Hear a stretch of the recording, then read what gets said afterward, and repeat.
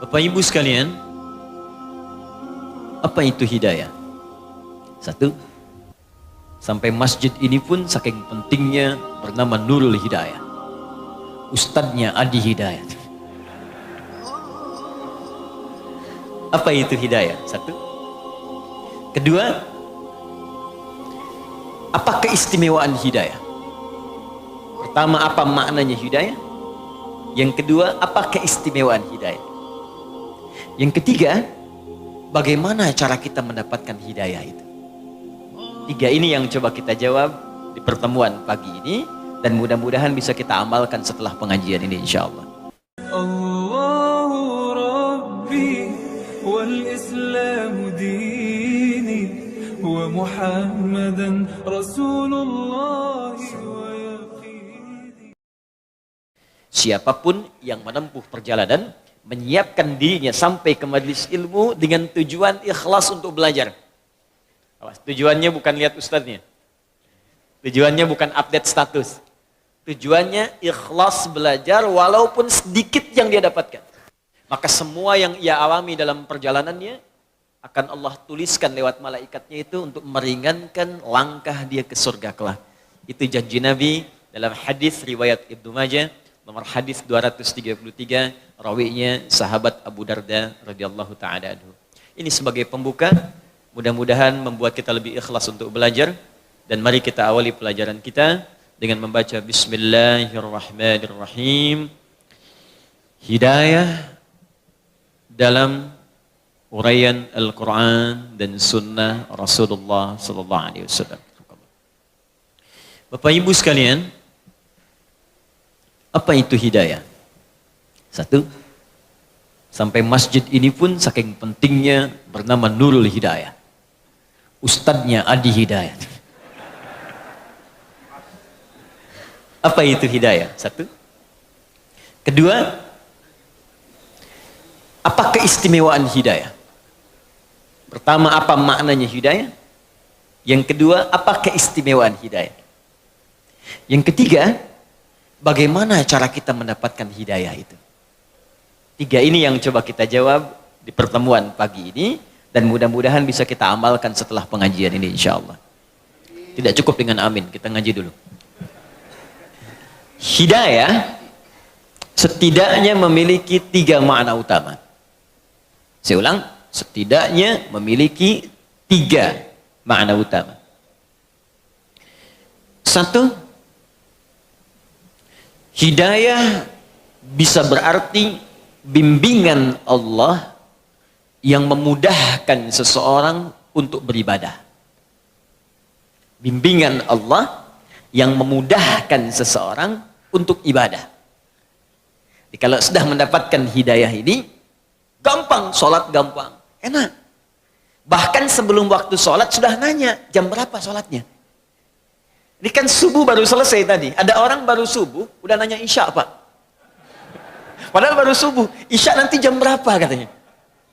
Sebaliknya kalau jauh dari hidayah, itu agak repot tuh. Jangankan azan, qomat pun belum tersentuh. Ujung waktu pun belum nanya. Tapi kalau masuk Ramadan, baru sahur nanya buka. Buka jam berapa, baru sahur. Jadi hidayah, jika sudah didapatkan oleh seorang hamba, maka dia akan memberikan kenikmatan untuk mengejar kemudahan dalam ibadah. Karena itulah ketika Allah menyebutkan hidayah diberikan pada orang takwa, pertama kali kalimat hidayah ya disebutkan dalam Al-Quran, ketika diberikan pada orang takwa, ciri orang takwa itu gemar ibadah. Itu ada di Quran surah kedua Al-Baqarah ayat 2 sampai ayat 4 itu ya. Dzalikal kitabu la raiba fi hudal lil muttaqin. Hudan itu jamak hidayah. Ya, semua isi Al-Quran jangan diragukan kandungannya. Maka Allah akan berikan hidayah, petunjuk kepada orang-orang takwa. Jadi kalau sudah mendapatkan hidayah itu, apa yang dilakukan orang ini? Maka pertama dia akan gemar menunaikan ibadah. Alladzina yu'minuna bil ghaib wa yuqimunas shalah. Maka meningkat keimanannya, dengan meningkatnya iman itu dia rajin menunaikan salat. Wa mimma razaqnahum yunfiqun. Dia senang infak. Walladzina yu'minuna bima unzila ilaik. Dia senang berinteraksi dengan apa yang diturunkan pada Nabi Muhammad, Al-Quran. Jadi kalau hidayah sudah datang, Allahu Akbar. Salat rajin, jangankan fardu, sunnah diburu. Infak rajin, bahkan punya anggaran, hampir setiap hari dia cari. Ya, bahkan dia siapkan bekerja itu bukan untuk jadi kaya, Pak. Kalau kaya biasa. Nabi itu dengan sahabat-sahabat yang pebisnis, pengusaha, pedagang, itu enteng, Pak. Mengatakan kaya itu bagi umatku biasa, kata Nabi. Di kaya itu bagi orang Islam itu mudah. Yang sulit itu mengelola kekayaan untuk dipertanggungjawabkan di hadapan Allah. Makanya sahabat Nabi yang berdagang itu sukses semua. Tapi tahukah Anda, ternyata motivasi mereka menjadi kaya itu bukan untuk mengumpulkan harta, tapi supaya bisa beramal dengan harta itu. Makanya ketika ada menawarkan surga seluas langit dan bumi, dan amalan pertamanya itu bisa infak, semua orang pengen kaya. Supaya bisa infak. Quran surah ketiga ayat 133 sampai 134. Ya, lihat kalimatnya, paling kanan sebelah atas di besar. Wasari'u ila maghfiratin min rabbikum wa jannatin 'arduha as-samawati wal ard u'iddat lil muttaqin. Bergegaslah Anda istighfar, koreksi diri. Jangan-jangan selama ini salah langkah. Salah langkah menggunakan harta, salah langkah mengamalkan ilmu, salah langkah menggunakan tubuh kita. Kaki salah langkah, mata salah pandang, tangan salah bergerak. Hati-hati, ya, keluar masjid salah pakai sendal. Awas, hati-hati. Mata salah lihat, istri di bawah yang dilihat istri orang. Ya, hati-hati. Salah, banyak yang salah. Kata Allah, koreksi diri sebelum tiba waktunya pulang. Dan berharaplah punya cita-cita saat pulang nanti, punya tempat yang bagus. Anda di dunia punya harapan, nanti saya kerja, beli rumah begini, punya mobil sekian, pakaian bagus. Itu kan semua kita tinggalkan. Makanya saat seorang meninggalkan dunia, meninggal dia, kalimatnya telah meninggal dunia. Artinya semua yang melekat pada tubuh dia itu ditinggalkan. Pindah provinsi butuh bekal.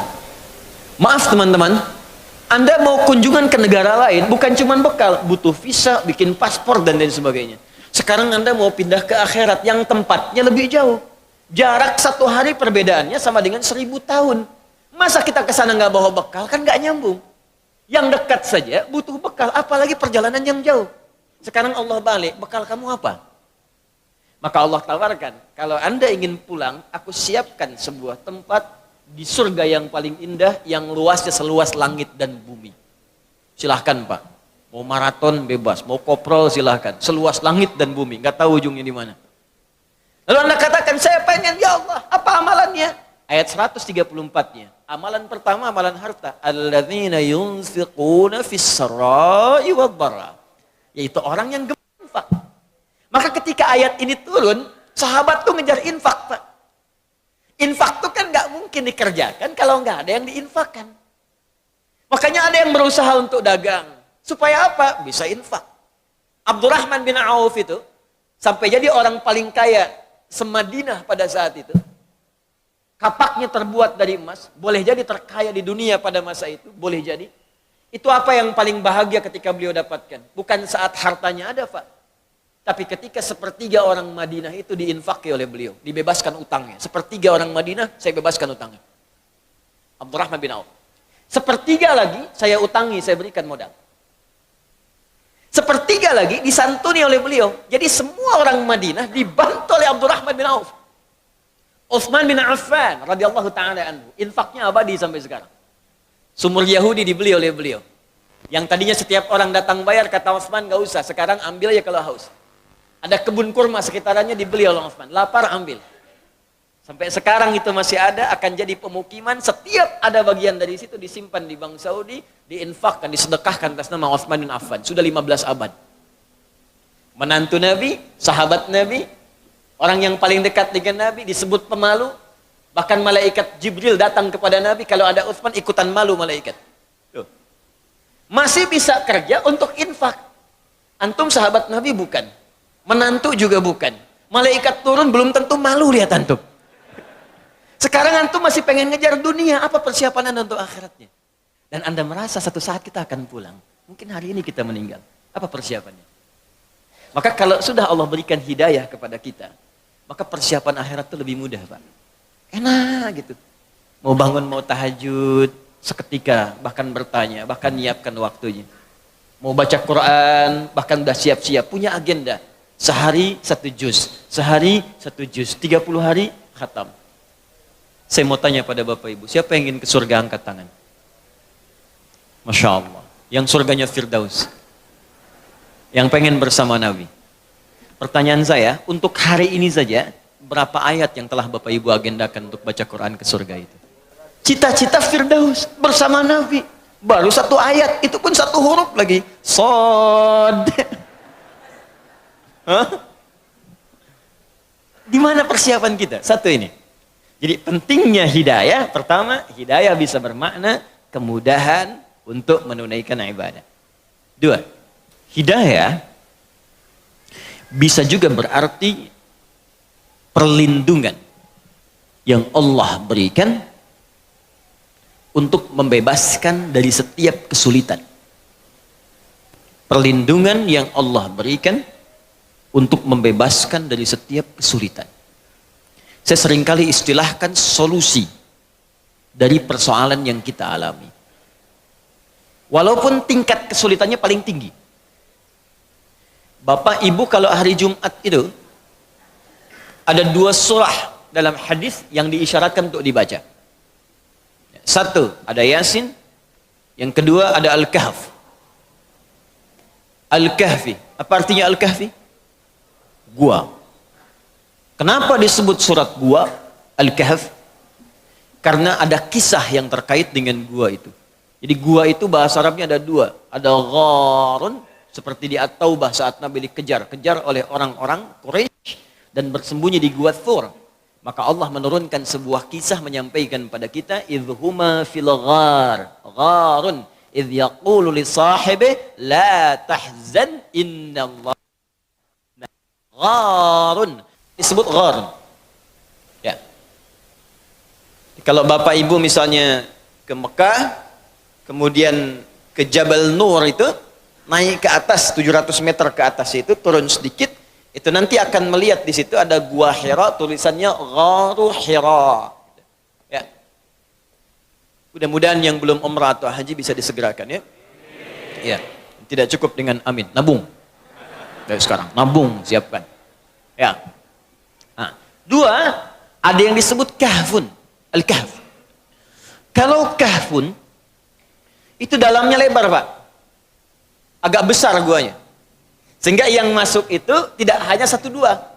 3 bisa masuk, 5 bisa masuk, 7 bisa masuk. Kenapa surah ke-18 ini disebut dengan Al-Kahfi? Kahfun, bukan gharun. Karena di situ akan dikisahkan beberapa orang pemuda. Ada yang menyebut 5, ada yang menyebut 7. Artinya lebih daripada 1 dan 2. Mereka dikejar-kejar, terdapat kesulitan yang luar biasa, sedang punya problem, masalah. Bahkan masalah ini bisa berpengaruh kepada jiwa. Kalau bukan intimidasi, bisa dieksekusi. Dahsyat, Pak. Anda bayangkan, mohon maaf ya, beberapa orang pemuda sedang bertarung dengan nyawa. Kesulitannya itu bukan kesulitan biasa. Bukan kesulitan sekedar harta benda, pekerjaan yang belum didapat, uang bulanan yang belum diraih, kesulitan di perjalanan yang terkadang dengan macet, bukan, taruhannya nyawa. Kalau ketahuan, selesai eksekusi. Kesulitan tingkat tinggi. Lalu mereka berlindung, datang, masuk ke dalam sebuah gua. Tapi yang paling menarik, ketika Allah memberikan perlindungan kepada mereka, apa yang disebutkan oleh Allah yang menyertai perlindungan ini? Buka di ayat ke-13-nya, di paling kiri di pertengahan, surah ke-18. Innahum fityatun amanu bi rabbihim wa zidnahum huda.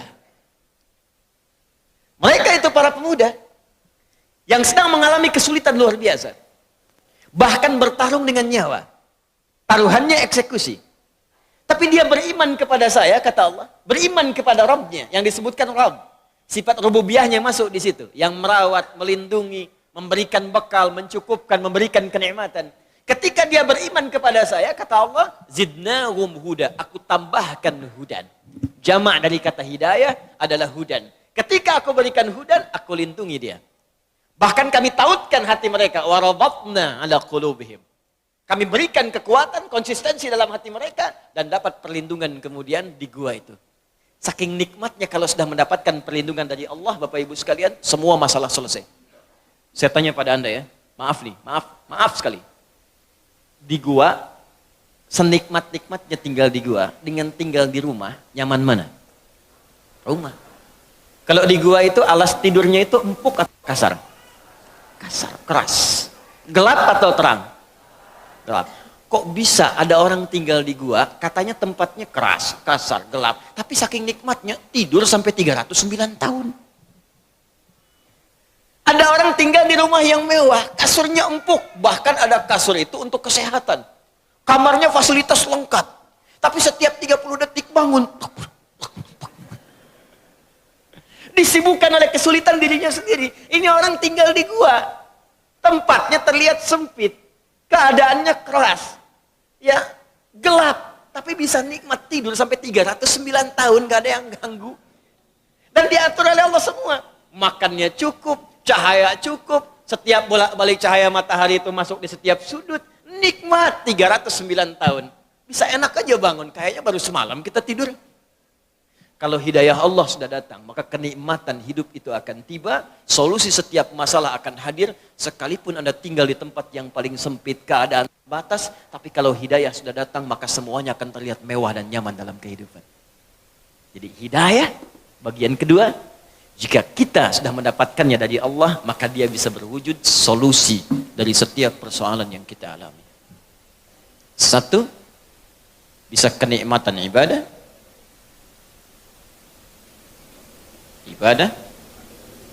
yang menghadirkan kemudahan. Dua, bisa jadi solusi dari setiap persoalan yang dialami.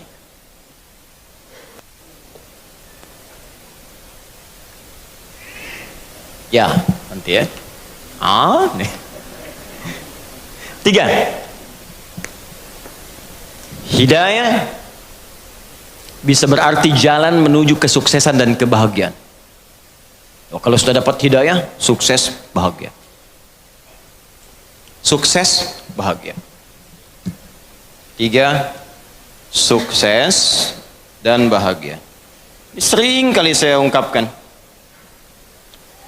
Bapak Ibu, ada sukses dan bahagia. Satu, ada sukses, ya, ada bahagia saja. Kalau sukses saja, belum tentu bahagia. Itu bahasa Arab standarnya fauz namanya. Turunannya disebutkan 29 kali dalam Al-Quran. Turunan ini bisa berarti faiz, izah, faizin. Ya, itu artinya kalau ada yang namanya fauzi, faizah, fauz, faizin, fauzan, orang yang diharapkan sukses dalam kehidupannya. Walaupun belum tentu bahagia. Secara bahasa. Kalau diharapkan bahagia saja, bahagia, tapi belum tentu sukses. Itu bahasa Arabnya fariha, fa, ra, dan ha. Ya, farhan, farah, itu bahagia.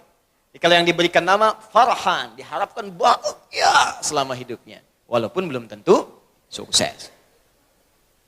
Sekarang saya tanya, pilih mana?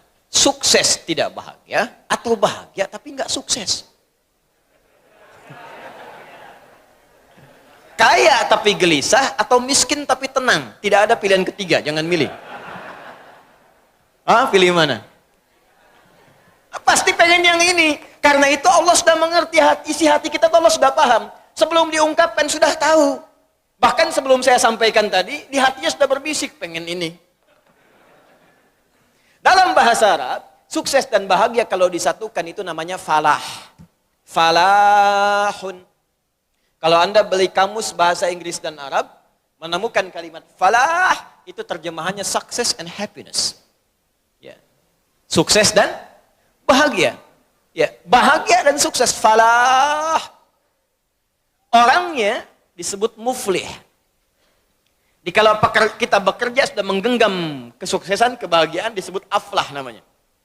Ya, saya menggenggam kesuksesan. Sudah saya genggam, gak ingin saya lepaskan. Saya bahagia. Maka tambahkan hamzah di depan awal kalimatnya, harakatnya fathah, a. Pindah ini ke sini, ini mati, sukun. Kalau sudah ada hamzah, rumusnya nanti di illat di ilmu saraf, ini hilang alif yang ini. Maka jadi aflah. Allah berjanji, setiap orang beriman, kata Allah, aku janjikan kalau dia bisa mengikuti petunjuk Allah akan menggenggam kesuksesan dan kebahagiaan. Buka Quran surah ke-23 ayat pertama. Quran surah 23 ayat pertama. Surah orang-orang beriman. Bahasa Arabnya al-mu'minun. Qad aflahal mu'minun. Aflah. Qad aflaha. Pakai huruf tahqiq di ilmu nahwu. Ya, qad harfu tahqiqin yadkhulu ala kulli fi'lin.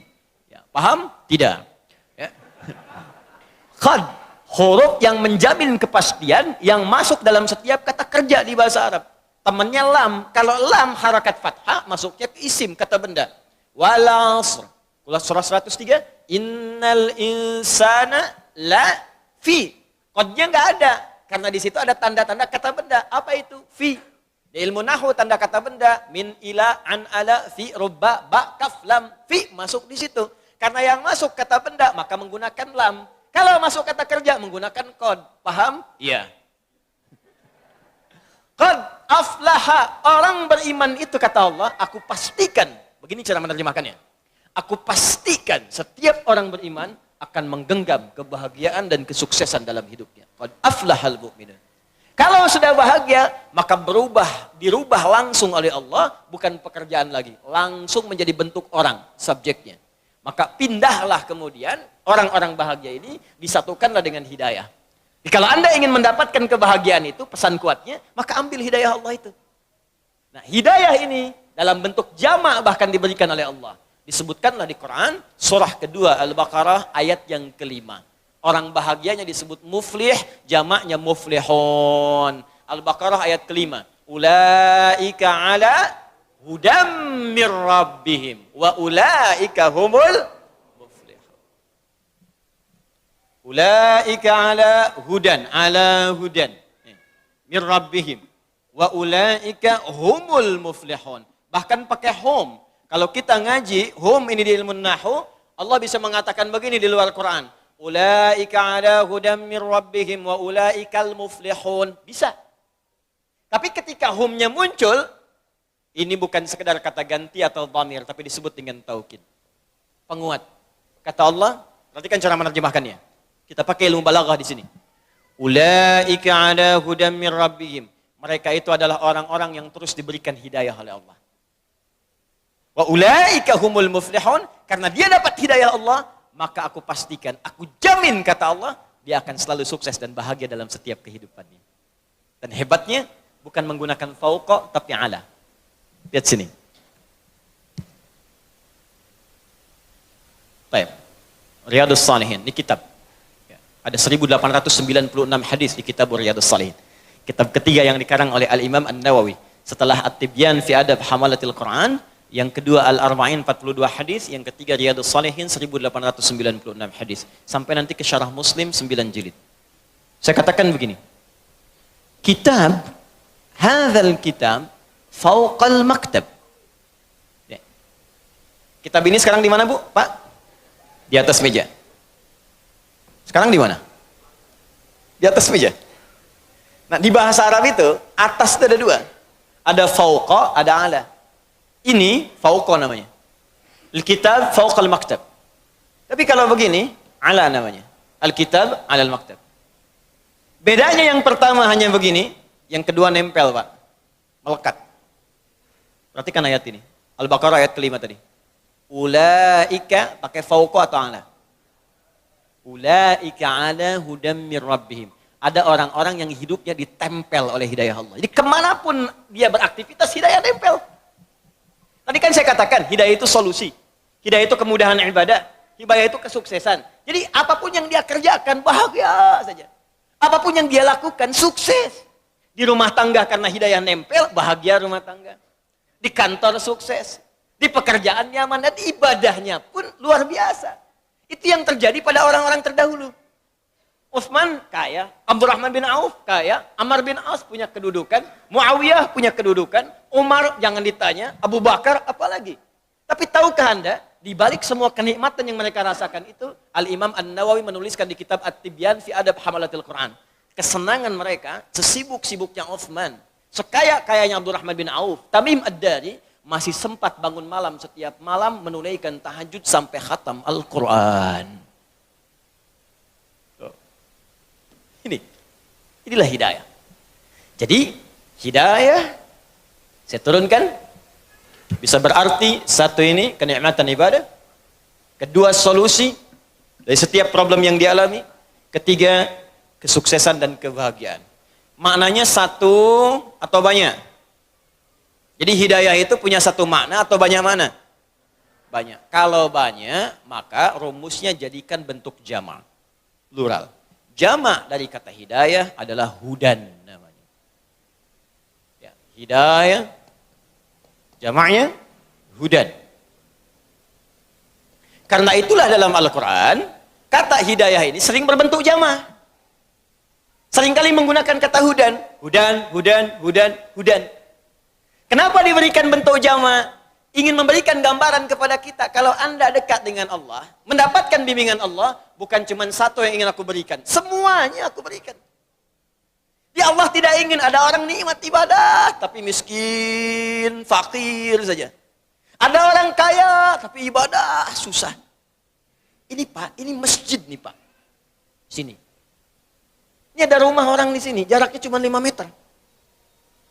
Ini speaker masjid ke rumah dia begini. Ada orang sekilo di sini. Yang ini nggak punya apa-apa, sepeda pun nggak pernah mimpi. Setiap ke masjid jalan kaki Pak. Ini sepeda ada, motor ada, mobil banyak tuh. Ya, koleksinya banyak. Jarak cuma 5 meter. Speaker masjid ke sini. Kayaknya luar biasa. Tapi untuk melangkah ke masjid sulitnya luar biasa. Dan Allah tidak inginkan itu. Makanya dijadikan bentuknya jamak. Kenapa? Sekaya-kaya pun masih nikmat ibadah. Sesulit-sulit pun masih ada solusi. Inilah rahasianya. Kenapa banyak kalimat hidayah dalam Al-Quran bentuknya selalu jamak. Paham sampai sini?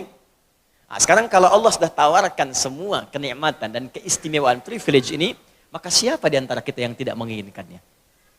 Hanya orang kurang sehat yang tidak ingin mendapat hidayah Allah Subhanahu wa taala. Hanya orang yang mungkin, mohon maaf, kurang cerdas yang tidak menginginkan hudan dari Allah Subhanahu wa taala.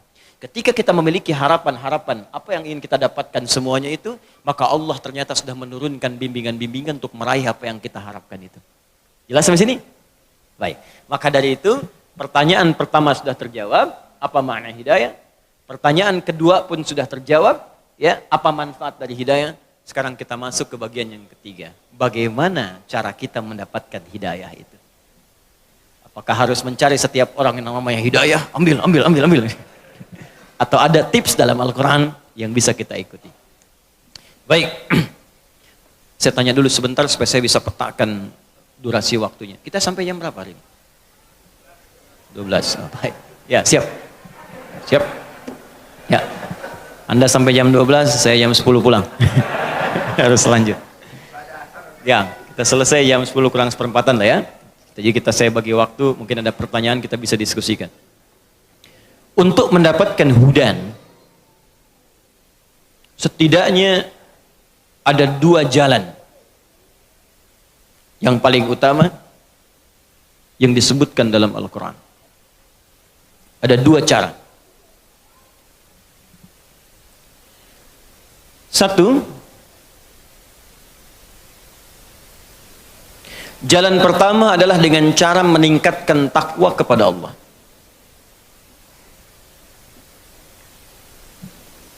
Pertama, mencoba untuk meningkatkan takwa kepada Allah.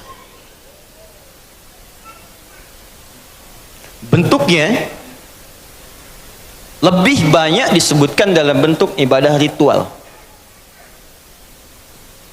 Ibadah ritual. Persamaannya begini Pak, Bu. Semakin meningkat takwa, akan banyak semakin diberikan hudan, hidayah. Kalau takwa kita meningkat, ini datang semakin cepat. Datang. Orang takwa Kalau satu orang disebut taqi namanya. Nabi Yahya alaihissalam ketika beliau disifati oleh Allah disebut dengan taqi. Quran surah ke-19. Quran surah 19 Maryam. Dari ayat 12 sampai 15-nya. Sebelah kiri dari atas sampai ke tengah. Ya Yahya khudhil kitaba biquwwah wa atainahu al-hukma sabiyya wa hanana min ladunna wa zakatan wa kana taqiyya.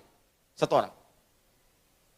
Tapi kalau dia banyak, maka berubah kalimatnya dari taqi menjadi muttaqin.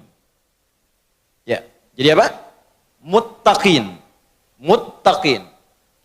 Karena itu muttaqin diartikan orang-orang yang takwa. Jamak bentuknya. Muhammad imamul muttaqin. Muhammad imam para orang-orang takwa. Ya, ada yang namanya demikian. Muttaqin orang-orang yang takwa. Ketika Allah menyebutkan kalimat muttaqin pertama dalam Al-Quran, itu disandingkan dengan kalimat hudan. Silahkan cek Al-Baqarah ayat kedua. Paling kiri di sebelah atas, di musaf. Dzalikal kitabu la raiba fi hudan lil muttaqin. Jadi kalimat muttaqin ketika disebutkan dalam Al-Quran pertama kali, yang pertama kalimat muttaqin, ya, itu disandingkan dengan kalimat hudan. Bahkan saking spesialnya dikasih alif lam. Bukan muttaqin biasa. Alif lam itu kalau di ilmu nahwu disebut ta'rif. Ada ta'rif, ada istighraq. Ta'rif menunjukkan spesial, khusus. Beda dengan orang biasa. Kata Allah, aku akan berikan hudan kepada orang-orang spesial di kalangan orang takwa. Jadi takwa itu spesial, Pak. Bu. Kalau Anda ingin masuk golongan spesial yang disebut spesial oleh Allah, masuk golongan ini. Ya, VVIP. Kan lain, Pak, kelasnya.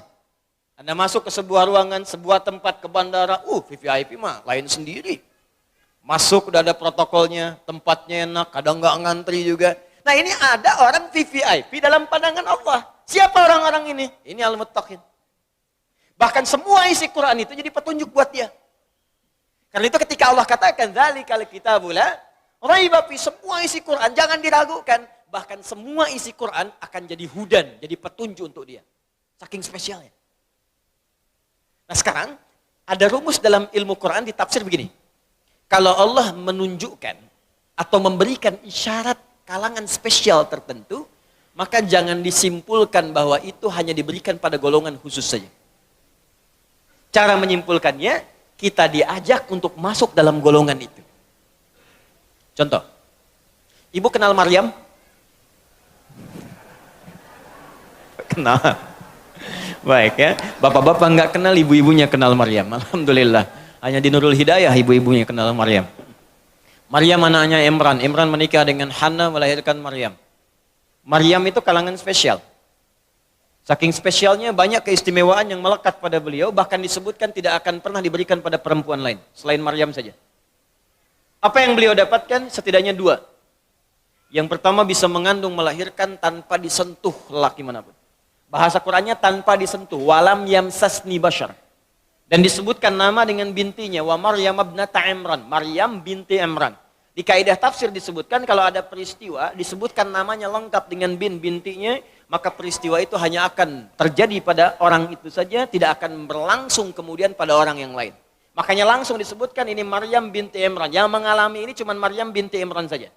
Yang bisa mengandung melahirkan tanpa disentuh laki-laki manapun.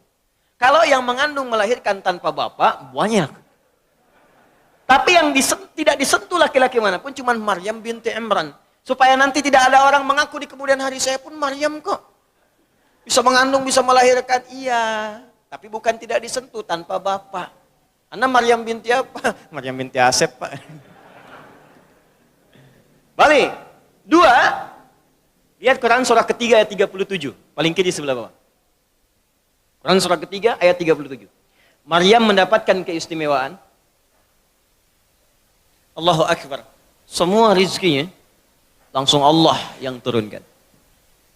Hadir tanpa banyak ikhtiar-ikhtiar dari manusia-manusia sekitarannya.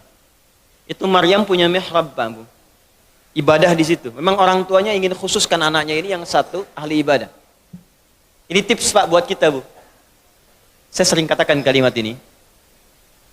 Di semua keluarga besar kita, mesti ada yang jadi kebanggaan untuk di akhirat nanti. Siapkan. Jangan cuma dunia. Kalau dunia udah banyak, Pak. Bahkan perlombaannya sekarang gak kurang menarik. Saking banyaknya orang. Jangankan orang beriman. Kalau jadi juara matematika, yang belum beriman pun bisa. Kalau cuma dapat Nobel, yang belum beriman juga banyak. Kalau cuma jadi orang kaya, yang belum beriman juga bisa. Tapi ada perlombaan yang tidak semua orang bisa mendapatinya. Perlombaan untuk bisa mendapatkan status terhormat saat kembali kepada Allah Subhanahu wa taala. Kesiapkan oleh kita. Imran ini bukan nabi, Pak. Bukan rasul. Hana kalangan biasa. Tapi dia berpikir kita mesti punya kebanggaan di hadapan Allah. Saat pulang nanti siapa yang kita banggakan? Ya sudah sejak dalam kandungan, sudah ini saja nih. Anak saya kalau kita lahir anak kita pas sekarang, kita siapkan untuk jadi kebanggaan di hadapan Allah. Makanya di ayat 35-nya itu, sejak mengandung sudah bernadar. Idh qalat imra'atu Imran rabbi inni nadhartu laka ma fi batni muharrara fataqabbal minni. Ya Allah, aku bernazar anak yang kukandung sekarang ini aku siapkan untuk berkhidmat kepadamu saja. Aku ingin punya kebanggaan di akhirat nanti ya Allah. Ada yang memberikan mahkota ke kepalaku. Ada yang jadi kebanggaan dengan izin memberikan syafaat kepada kami orang tuanya. Ini ayat ajakan kepada kita Pak Ibu, setidaknya di keluarga besar kita itu mungkin ada satu jadikan ahli akhirat. Jadikan dia ahli Quran. Bapaknya belum hafal, anaknya hafal. Anak sudah 5 belum hafal, ada cucu-cucunya yang hafal. Kalau Allah sudah berikan anak sekian, cucu sekian, gak ada juga yang jadi ahli akhirat, perlu berapa anak dan cucu lagi. Anda boleh jadi belum hafal hadis, anaknya jadikan. Kalau perlu jadi dokter yang hafal Quran, insinyur yang hafal Quran, polisi yang hafal Quran, tentara yang hafal Quran, gubernur hafal Quran, presiden hafal Quran, jadikan. Silakan raih dunia kita dengan ridha Allah, dengan kemuliaan akhirat yang dijanjikan. Dapatkan itu. Nah kalau kita sudah siapkan itu, Allah akan permudah. Apa di antara kemudahannya? Rizkinya Allah siapkan. Jadi kita yang nggak susah. Demi Allah saya katakan, kalau ini rumus diikuti oleh kita, itu dimudahkan oleh Allah. Dunianya sukses, akhiratnya dapat. Apa jadinya? Lihat ayat 37-nya. Fataqabbalaha rabbuha biqabulin hasanin wa ambataha nabatan hasana wa kaffalaha Zakaria. Kullama dakhala 'alaiha Zakaria al-mihrab wajada 'indaha rizqa. Ketika orang tua berikhtiar dengan benar, dia siapkan anaknya untuk benar-benar fokus menaati semua ketentuan Allah, didekati Allah, diberikan nama yang baik, diambil guru yang baik dan soleh untuk mengajarkannya, pintar dan soleh, ditempatkan di lingkungan yang mendekatkan dia dengan Allah. Kalau konteks kita sekarang, carikan pesantren yang bagus, sekolah yang mendekatkan dengan Allah, cari guru-guru yang soleh bukan sekedar pintar. Yang pintar banyak sekarang, yang baik itu yang kurang. Yang cerdas banyak, yang soleh yang dibutuhkan sekarang. Kata Quran, cari yang soleh dan pintar. Cari tempat belajar yang bagus, cari lingkungan yang bagus. Kalau itu sudah didapatkan, fataqabbalaha rabbuha, aku terima kata Allah. Kalau Allah sudah terima, wa ambataha nabatan hasana, biar aku yang selanjutnya menanggung semua keperluan-keperluan dia. Allah yang selesaikan semua. Karena itu setiap Nabi Zakaria datang memberikan kebutuhan Maryam, itu Imran, Bapak Ibu sekalian, meminta bantuan kepada saudaranya. Ya, Zakaria itu masih kolega. Nabi Zakaria nabi. Setiap dibawakan kebutuhannya untuk diajarkan Maryam itu, kullama dakhala 'alaiha Zakaria al-mihrab wajada 'indaha rizqa. Sudah ada semua kebutuhannya di situ. Kalimatnya umum rizqa. Pakaian ada, makanan ada, buah-buahan ada, segala ada. Kullama setiap kali masuk, bukan sekali 2 kali masuk. Nabi Zakaria nanya, ngetes kepada Maryam. Ya Maryamu, anna laki hadha. Maryam, dari mana semua ini? Kan paman yang antarkan, kan paman yang siapkan, karena papa mintakan. Tapi setiap saya masuk sudah ada, dari mana semua ini? Ketika hidayah Allah datang, dan dididik, dilatih dari sejak kecil untuk mendekat kepada Allah, maka semua yang keluar di lisannya Allah, Allah, Allah, Allah. Qalat huwa min indillah. Maryam menjawab, semua dari Allah. Kalau anak kecil dari kecil itu, didekatkan kalimat Allah, tasbih, tahmid, istighfar yang baik-baik, itu keluar Allah. Keluarnya kalimat thayyibah. Kepleset astagfirullah, otomatis tuh. Ya, mau makan langsung doa, naik kendaraan langsung doa. Dari kecil diperkenalkan seperti itu, Pak. Ada setahun lalu kurang lebih itu ada anak kecil tuh yang mau disuntik di rumah sakit tuh. Ya. Karena dia dekat dengan kalimat-kalimat itu, begitu mau disuntik, astagfirullah, ampuni aku ya Allah, ampuni aku ya Allah. Anak kecil mau disuntik. Hah? Orang dewasa berbuat salah, nggak kenal istighfar. Anak kecil disuntik sudah istighfar. Tapi kalau didekatkan dengan ya, keduniaan semata, yang dunia yang dikejar. Mau disuntik, otayo. Ada. Habis semua lah. Ada mau sholat masih main TikTok. Ada. La haula wala quwwata illa billah. Boleh. Nah, syahidnya, ya esensi dari pernyataannya bukan sekedar yang ini, teruskan. Innallaha yarzuqu may yasha bighairi hisab. Paman, seperti paman ketahui, Allah akan memberikan rizki tanpa batas pada siapa yang dikehendaki. Maryam tidak mengatakan saya ini dikehendaki Allah. Tapi Maryam yang katakan, mari kita masuk dalam golongan yang dikehendaki oleh Allah.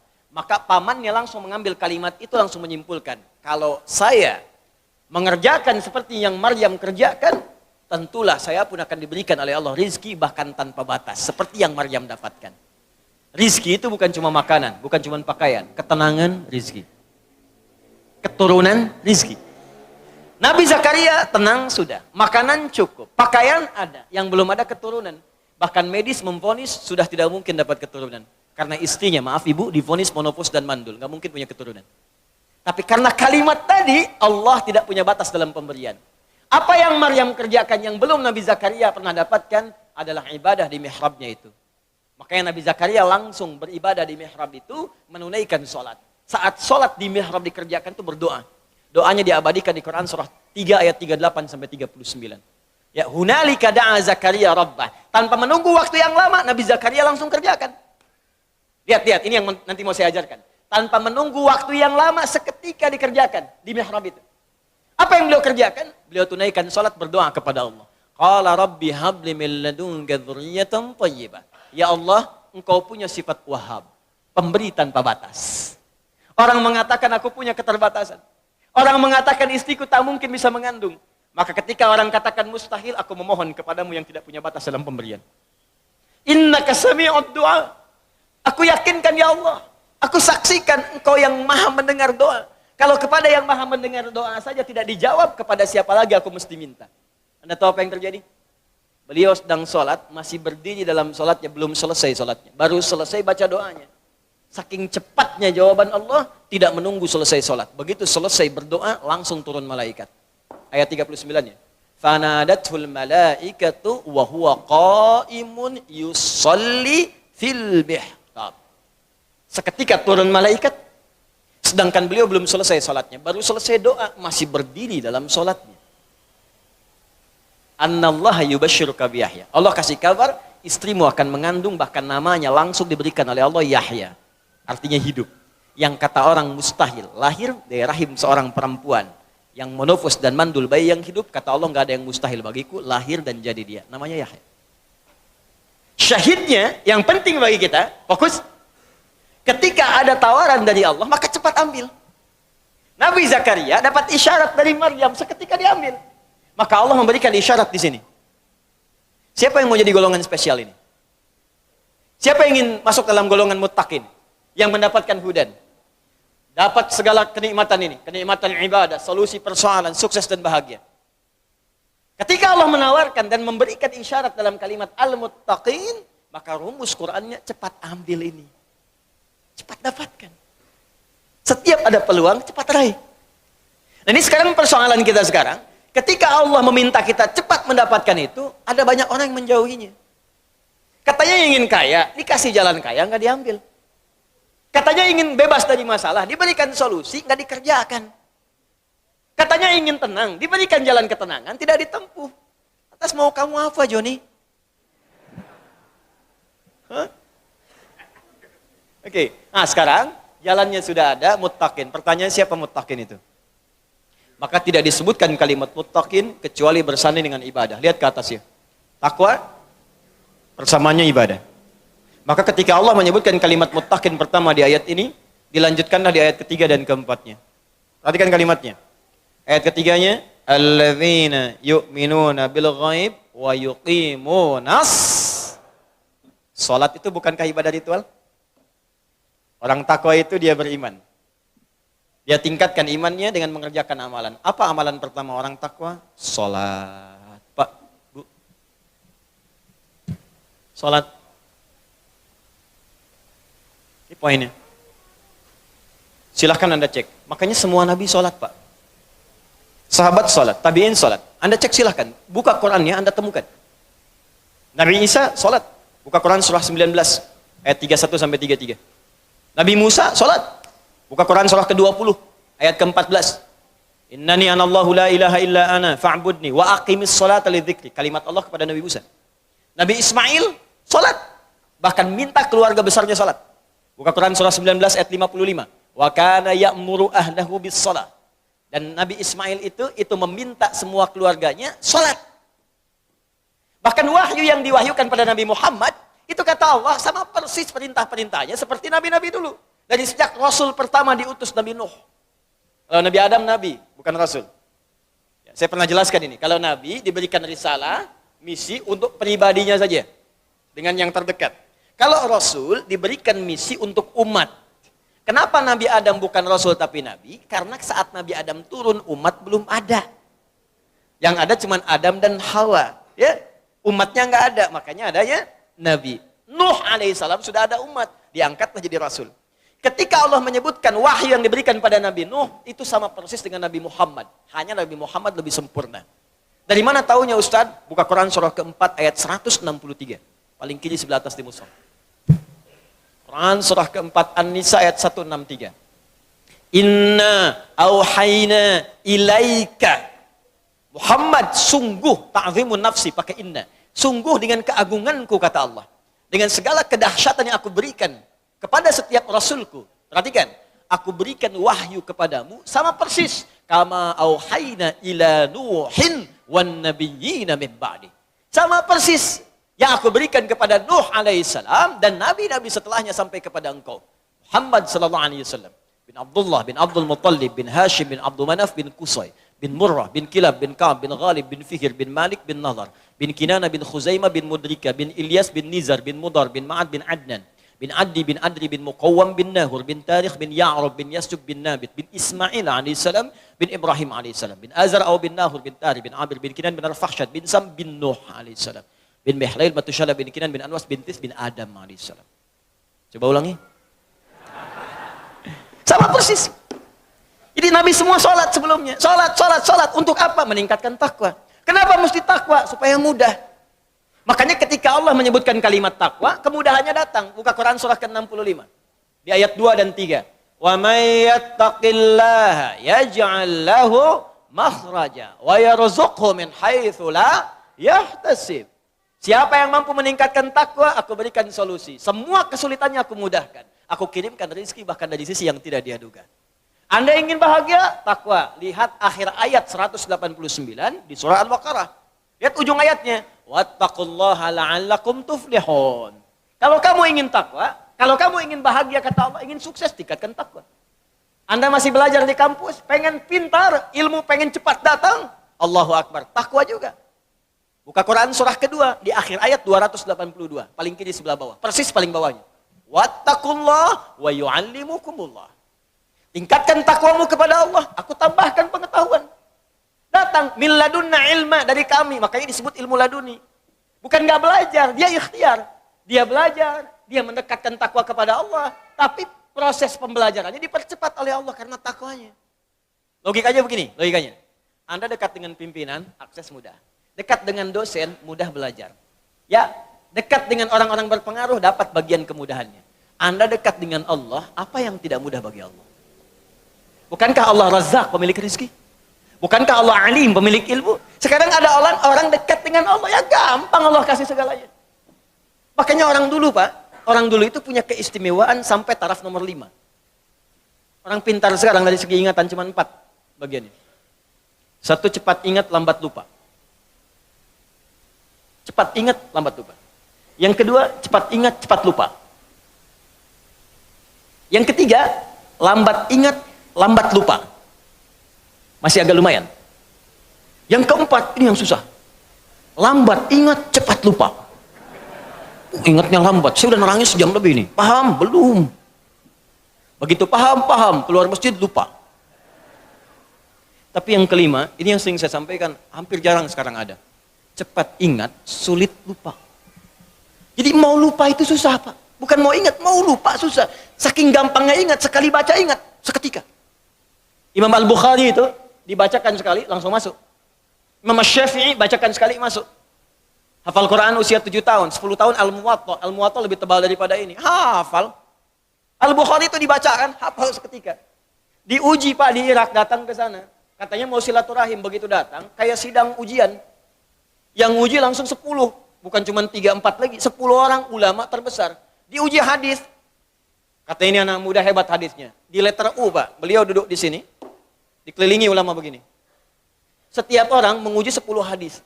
Setiap hadisnya diacak orang-orangnya, sanadnya. Matanya diacak, sanadnya diacak, isinya diacak, sanadnya pun diacak.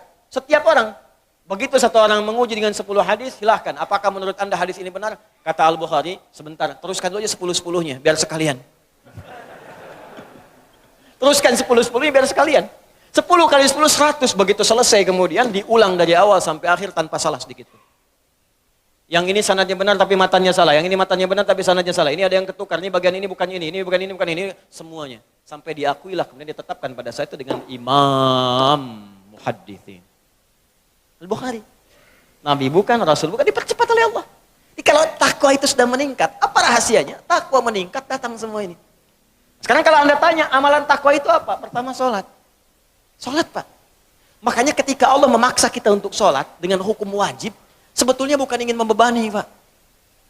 Saya sering sampaikan kalimat ini, kalau orang paham hikmah sholat, dia akan tunggu dan rindu dengan sholat. Karena tahu setiap menunaikan sholat bukan beban kewajiban, bukan bebannya. Allah nggak butuh dengan ruku anda, dan Allah tidak butuh dengan sujud kita. Kita yang butuh dengan sholat kita. Makanya ketika ada orang bertanya, ya Allah kenapa sih mesti sholat? Maka Allah perdengarkan di setiap telinga kita, 24 jam tak berhenti. Ya, telinga bahasa Arabnya udhun, jamaknya disebut azan. Maka ada azan yang dikumandangkan setiap hari. 5 kali dalam setiap pergantian waktu. Subuh ganti ke siang zuhur, azan lagi. Ganti ke asar adzan, ganti ke maghrib adzan, bahkan mau malam pun masih adzan, diperdengarkan. Yang paling dahsyat, adzan tidak pernah dalam waktu bersamaan semuka bumi. Selalu ada perbedaan. Tanah kusir adzan, tiba-tiba Jakarta sana adzan.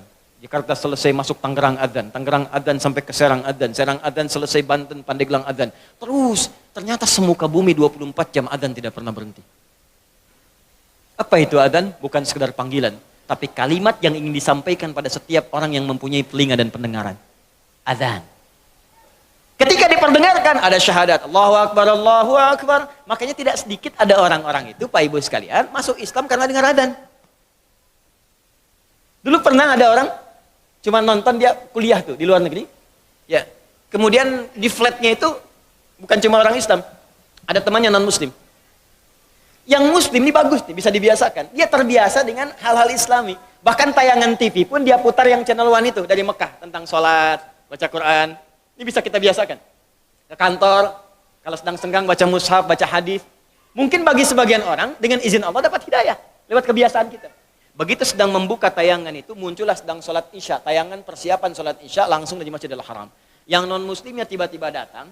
Yang Muslim itu cuma iseng nanya begini, kawan, menurut kamu berapa jumlah orang yang ada di masjid itu? Temannya bilang begini, ya mungkin 1000, 2000 lah. Gitu. Ya. Apa jawab yang si Muslim ini? Ada di sana sekarang setidaknya 500.000 orang sebelum dilakukan perluasan. 500.000 orang. Pertanyaan kedua, perhatikan kalimatnya. Menurut kamu, berapa lama waktu yang dibutuhkan untuk membuat mereka semua rapi seketika? Dia berpikir sejenak kemudian dia jawab, mungkin seminggu 2 minggu kayak. Seminggu 2 minggu, sepekan 2 pekan. Kata si Muslim ini, aku akan tunjukkan kepadamu, tidak sampai 5 menit semuanya akan rapi dan baris. Kata yang kawan tadi, mustahil, gak bisa itu. Tadi kan, rasionalitasnya jalan. Ketika rasio sudah mulai jalan, maka mudah bagi Allah memberikan hidayah dan hikmah kepada jiwanya. Maka seketika, kata temannya yang Muslim, sekarang coba lihat. Begitu qamat, Allahu Akbar, Allahu Akbar. Wah sudah, yang tawaf berhenti semua. Yang tadinya duduk, berdiri semua. Siap. Bingung temannya. Wah, jangan dulu jangan dulu bingung, lihat dulu nih. Begitu sudah imam yang mengatakan, Istau, istaqimu. Wah semua rapi. Saat takbir, Allahu Akbar. Semua angkat tangan takbir. Maka apa respon yang non-muslim ini? Dia katakan kepada yang muslim, tolong tunjukkan kepadaku bagaimana caranya masuk Islam. Karena ini bukan agama buatan manusia. Hidayah. Ada orang nonton sholat Isya, masuk Islam. Ada orang sudah Islam, gak mau sholat Isya. Orang udah komat nunggu deket subuh. Jadi bisa jadi asbab hidayah. Dan yang paling menarik begini Pak, kadang dalam keseharian, kenapa cuma Anda yang dengar azan? Kenapa Anda yang lihat, Anda pulang kerja, bisa kan lewat jalan lain. Tapi kenapa Anda bisa melewati orang sholat? Kok bisa melihat orang ke masjid? Kok tiba-tiba lewat ke tempat masjid yang sedang azan? Itu kan hidayah. Sebetulnya Allah sedang jemput kita. Ketika Anda bertanya, kenapa kami sholat ya Allah? Dijawab lagi di suara azan. Hayya 'alas shalah. Kenapa sholat ya Allah? Teruskan. Hayya 'alal falah. Tuh, falah. Sukses dan bahagia. Ketika engkau bertanya, kenapa kami mesti sholat? Aku jawab, kata Allah, suara muadzin tuh. 24 jam aku perdengarkan padamu. Tanpa putus. Supaya kamu bahagia. Supaya kamu senang. Supaya kamu lancar. Supaya kamu gak punya masalah. 24 jam. Kalau sekali diingatkan, belum sadar, mungkin wajar. 24 jam diingatkan, gak sadar-sadar. Anda manusia bukan. 24 jam. Datang terus, kedengaran terus. Gak sadar juga. Perlu apa lagi? Sekarang yang salah siapa? Jangan lagi Anda salahkan Allah. Ya Allah, kenapa saya mesti begini? Why me ya Allah? Why not, kata Allah. Kamu saya kasih nggak diambil-ambil. Makanya kalau kita sadar, cara berpikirnya begini, sholat membuat kita bahagia, maka semua orang akan menunggu waktu sholat. Karena itu ketika Anda punya masalah, kalimat sholat itu ketika disebutkan di Quran, bersanding dengan solusi. Quran surah kedua ayat 45. Wasta'inu bis-sabri was. Kalau engkau punya masalah, kata Allah, maka minta kepadaku. Sabar terima masalahnya, karena semua orang punya masalah. Bukan Anda saja, kata orang, semua orang hidup punya masalah. Perhatikan Quran surah kedua ayat 155. Walanabluwannakum bisyai. Semua orang yang hidup, kata Allah, aku akan uji dengan persoalan. Diuji dengan masalah. Masalah ini aku turunkan, bukan ingin membuat hidupnya bermasalah. Perhatikan bahasa Qurannya. Tapi ingin meningkatkan kualitas hidupnya. Sebab kalau hidup nggak ada ujian, kualitasnya nggak meningkat. Anak SD itu masuk SMP, kalau sudah lewat ujian. Harus diuji, supaya kadar keilmuannya bisa diketahui layak untuk masuk SMP. Kalau nggak ada ujian, nggak ketahuan peningkatan ilmunya. SMP ke SMA ada ujian. Jadi kalau tahap yang sederhana saja ada ujian, apalagi hidup yang begitu kompleks, pasti ada ujian. Di cara berpikirnya jangan salah, ketika sedang punya masalah, sesungguhnya Allah sedang akan meningkatkan kualitas hidup kita. Semakin tinggi ujian, artinya kita akan semakin meningkat dengan kuat. Karena orang besar itu nggak akan diuji dengan ujian kecil. La yukallifullahu nafsan illa. Jadi kalau Anda hadir sekarang di pengajian ini, sedang punya masalah berat rasanya, maka berbahagialah. Artinya Anda akan diangkat setinggi-tingginya oleh Allah, karena ujian yang diturunkan, ujian yang disetarakan dengan kemampuan Anda. Itu poinnya. Gak ada orang hidup gak punya masalah. Apa dikira Ustadz gak punya masalah? Lebih banyak daripada jamaah. Tuh masalah antum tuh. Saya jawab juga. Di hidup bersanding dengan masalah. Persamaan terbaliknya, orang yang tidak ingin punya masalah artinya tidak ingin hidup. Siapa yang tidak ingin punya masalah? Angkat tangan. Selesai. Nah sekarang kata Allah, kalau sedang punya masalah, minta kepada saya solusinya. Supaya dipermudah. Lewat apa ya Allah? Wassalah, datang. Kalau Anda masih nggak mau sholat, ditanyakan imannya oleh Allah. Makanya kalimat ini disebutkan sekali lagi untuk menguatkan di ayat 153. Dipanggil kalimat imannya. Seakan-akan begini bahasanya. Kamu ini punya iman apa enggak sih? Kalau nggak punya iman kamu apa? Ya karena nggak ada iman. Sekarang kamu masih mengaku beriman, tapi saya panggil sholat nggak datang. Karena itu di ayat 153, paling kanan sebelah bawah, itu kalimatnya berubah dengan disebutkan kata iman di depannya. Ya ayyuhalladzina amanu. Hei semua orang beriman, mana imanmu? Ista'inu bis-sabri was-shalah. Kalau kalian punya masalah, kata Allah, sekali lagi datang. Lewat sholat minta kepadaku. Makanya kalimat ista'in dirubah menjadi kalimat permintaan. Berubah jadi nasta'in. Saya tanya pada Anda, apakah kita mengucapkan kalimat nasta'in dalam setiap sholat? Berapa kali kita ucapkan dalam sehari? 17 kali. Iyyaka na'budu wa iyyaka nas. Hadis kuncinya mengatakan, ketika seorang ibadah benar bacanya, membaca kalimat itu, benar salatnya, sampai di kalimat itu, maka jawaban hadis kuncinya, hadza baini wa baina 'abdi wa li 'abdi ma sa'al. Ini perjanjian antara aku dengan hambaku, maka apapun yang hambaku minta sampai di sini, aku akan kabulkan selama itu dia butuhkan. Nah, sekarang kita masuk kepada kurikulumnya. Pelan-pelan, kita masih sampai jam 12 kan, tenang aja. Sekarang praktek. Oh, saya tidak ingin jadi teori saja. Ngaji dengan saya, pasti kita akan belajar teori, setiap huruf kita bahas, lalu kita ada tahapan praktek. Ya, kalau Anda hanya sampai mendengar saja, mencatat, mungkin ada pahala. Tapi saya kecewa. Karena belajar itu tidak akan pernah sempurna tanpa praktek. Kita praktekkan, komitmen kita. Ya, belajar, praktekkan. Belajar, praktekkan. Sehingga terasa manfaat dari pembelajaran itu. Sekarang bagaimana prakteknya? Yuk kita susun kurikulum Qurannya. Kalimat sholat, itu ada 3 jenis. Ini sering saya ungkapkan di beberapa kesempatan. Satu begini.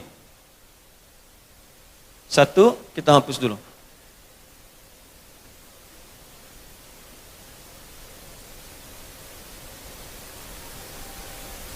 Alhamdulillah. Berikan hidayah ya Allah.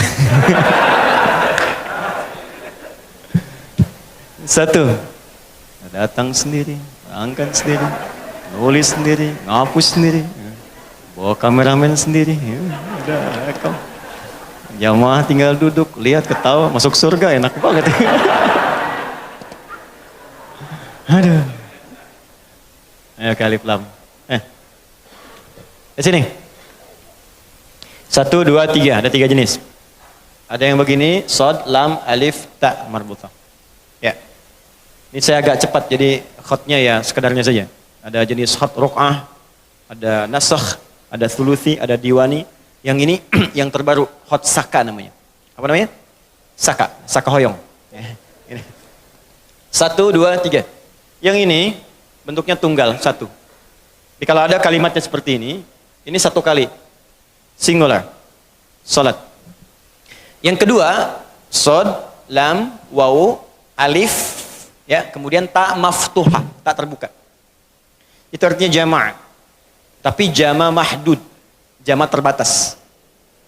Karena terbatas, dia nggak boleh lebih dari batasan. Nggak boleh kurang, nggak boleh lebih. Biasanya kalau ada kalimat kedua ini, itu yang dimaksudkan sholat fardu. Ya, sholat fardu itu berapa waktu? 5 kan? 5 itu jama' atau tunggal? Jama', banyak. Tapi kan terbatas, 5 saja. Nggak boleh lewat 5, nggak boleh kurang. Ya, subuh, zuhur, asar, maghrib, isya. 17 rakaat. Terbatas 17. Ya, rumusnya 24, 4, 3, 4. Ya, subuh 2, zuhur 4, asar 4, maghrib 3, isya 4. Hanya 5 ini. Nggak boleh kurang, nggak boleh lebih. Jadi kalau Anda kurang ngerjakan 4 waktu, Anda nggak sempurna. Kalau Anda kerjakan 6 waktu atau 18 rakaat, subuhnya 3, Anda terlampau soleh. Ya, keliru. Dicukup 5 waktu, 17 rakaat. Jaga dengan baik dan saling mengingatkan. Menjaga disebut hafidha yahfadhu. Saling menjaga mengingatkan disebut hafadha yuhafidhu. Hafidh. Turun Quran surah kedua ayat 238. Paling kanan sebelah atas di mushaf. Hafidhu ala sholawati. Bentuk yang kedua. Wassalatil wusta wa qumu lillahi qanitin. Saling jaga, saling ingatkan kata Allah untuk salat-salat fardu. Jaga, saling jaga. Mungkin Anda ingat, teman tidak. Mungkin suami ingat, istri belum. Mungkin istri ingat, suami tidak. Mungkin orang tua ingat, anak tidak.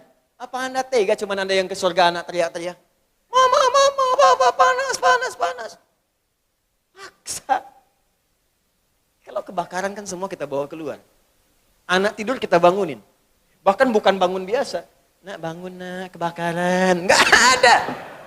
Bangun, bangun, bangun. Tas seret kalau perlu kita gendong. Saya mau katakan pada Anda, api neraka itu lebih panas. Saya barusan di jalan ke sini baca hadis-hadis Nabi. Itu kalau Anda orang masuk neraka jahanam. Satu kali Nabi sedang ngobrol dengan sahabat-sahabatnya. Terus ada bunyi besar. Pum! Meteor jatuh. Nabi ilustrasikan, tahu nggak kalian bunyi apa itu tadi? Allah Rasulullah alam, kata para sahabat. Kata Nabi, itu sejenis batu yang nanti dijatuhkan ke neraka, ya, jahanam, itu dijatuhkan dari 70 tahun yang lalu, baru nyampe sekarang ke dasar. Itu dijatuhkan 70 tahun yang lalu, diilustrasikan.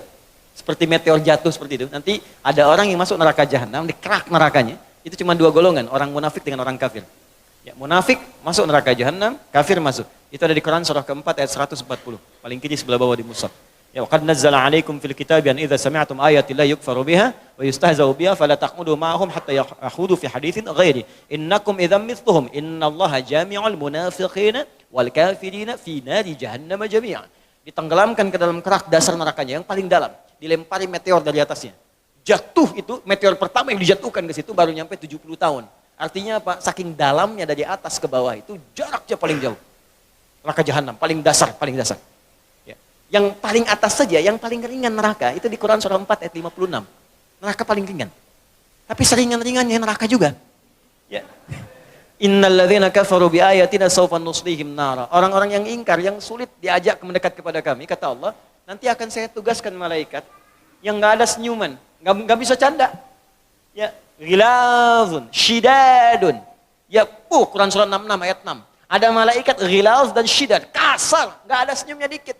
Enggak bisa canda, enggak bisa ngejek. Ke neraka yuk, enggak bisa. Tarik aja. Yang ditarik apa? Langsung ubun-ubunnya.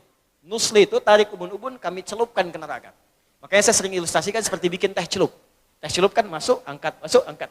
Itu dicelupkan, angkat. Ada tugas malaikat cuma celup, angkat, celup, angkat, celup, angkat. Sekali dicelupkan, hancur semua tubuh plus kulit-kulitnya. Kullama nadijat juluduhum baddalnahum juludan ghairaha liyadzuqul adab. Angkat sembuh lagi supaya terasa lagi sakitnya, bagaimana sakitnya. Masuk ke situ seharinya aja sama dengan 1000 tahun. 1 detiknya masuk sama dengan 48 hari. Jadi kalau ada orang neraka paling ringan aja 48 hari, apalagi yang paling bawah neraka jahanam. Makanya jaga. Tiba waktu sholat itu aja anak kita. Paksa aja. Nanti supaya dia mengerti dengan cara kenalkan, makanya kenalkan dari sejak kecil sebelum nalarnya matang. Supaya dia kenal masjid, tahu orang sholat, kenal sejadah. Bapak ibunya contohkan sholat, kelihatan anaknya, anak ikut sendiri. Kalau nggak anak kenalkan dari kecil, nggak anda kenalkan, nggak anda aja, nanti dewasanya ngajak argumentasi, debat nanti. Nah ayo sholat maghrib, nah tadi kan baru asar mah, kok sekarang maghrib lagi? Ayo nak sholat isya, yang tadi apa mah? Baru sholat 30 menit, sekarang udah sholat lagi. Kalau ada anak demikian, jangan salahkan dulu anaknya, istighfar dulu orang tuanya. Mungkin ada tanggung jawab anda yang tidak diberikan pada saat dia kecil. Kembalikan ke sini, kalau pada bagian yang ketiga, itu artinya jam'un ghairu mahdud. Jama' tanpa batas. Shad, lam, waw, alif tegak di atasnya, ta marbutah. Jam'un ghairu mahdud. Jama' tanpa batas. Banyak enggak dibatasi. Kalau banyak melewati batas, artinya ditambahkan fardu itu dengan yang nafilah. Hukumnya sunnah. Maksudnya apa? Kalau anda ingin mendapatkan golongan privilege yang istimewa. Ini. Pak, Bu. Fokus. Ingin nikmat, solusi, datang, masalah hilang, kaya, bahagia, semuanya nyaman, maka kata Allah, jangan cukupkan sholat anda pada yang fardu saja. Kalau cuma anda fardu saja, jangankan yang pengen kaya, yang miskin pun 5 waktu juga. Jangankan anda yang pengen gak ada masalah, yang punya masalah pun 5 waktu juga. Jadi 5 waktu itu standar, kalau anda pengen istimewa ya di atas standar. Datang di awal, kerjakan lebih daripada ini. Mengerjakan lebih daripada yang fardu itu sunnah. Nafilah jenisnya, sunnah hukumnya. Karena itu ketika Allah menyebutkan kalimat yang privilege ini, yang istimewa yang ini, al-muttaqin, maka yang disebutkan yang nomor 3. Bukan nomor 1 dan 2. Yang ketiga. Dzalikal kitabu la raiba fi hudal lil muttaqin. Ayat 3. Alladzina yu'minuna bil ghaib wa yuqimunas. Silakan cek di mushaf. Bentuk yang mana yang disebutkan di ayat 3 itu. Demi Allah saya katakan saya yakin bentuk yang ketiga. Artinya apa? Sekarang kurikulumnya, keluarkan semua jenis sholat sunnah. Baik yang diisyaratkan langsung dalam Al-Quran, ataupun yang disebutkan oleh Nabi SAW. Contoh, yang disebutkan langsung dalam Al-Quran, tahajud misalnya. Mulai sekarang, bangun tahajud. Bangun malam, Pak. Alhamdulillah. Bahkan ketika Allah menyebutkan tahajud, itu diberikan keistimewaannya langsung. Kata Allah, tidaklah seorang menunaikan tahajud, kecuali aku berikan 4 hal. Yang tidak diberikan pada yang tidak tahajud. Jadi anda khusyuk, sehusyuk apapun, 5 waktu, khusyuk sampai nangis. Ya sampai macam-macam, tetap nggak akan dapat 4 ini kalau nggak tahajud. Ya, buka Quran surah 17, ayat 79 sampai 81. Wa minal laili fatahajjad, dan dari sebagian malam bangun tahajud. Aku nggak tuntut semua malamnya, kata Allah, bangun dulu sebagian malam. Ingat ya, ada lail, ada lailah, saya pernah terangkan. Kalau lail itu waktunya, lailah keistimewaannya. Jadi kalau sudah pakai tak itu sifat. Kalau menunjuk waktu. Lailah sifat di malam itu yang istimewa, beda dengan malam lainnya. Makanya ketika Allah menyebutkan malam Al-Qadar itu pakai tak. Inna anzalnahu fi Lailatul Qadar. Pakai ta. Wa ma adraka ma Lailatul Qadar. Pakai ta. Kalau enggak pakai ta, itu artinya malam. Setiap malam terbuka. Ya, lail, jamaknya layali. Lailun, layali, lela, lili, lala, itu malam. Ya, ibu Leli, ibu malam-malam. Ya, fokus. Wa minal laili, minnya tab'id di ilmu nahu. Sebagian, enggak usah semua. Ya, dari jam 8 itu udah malam. Ya, sampai jam 4 tuh malam.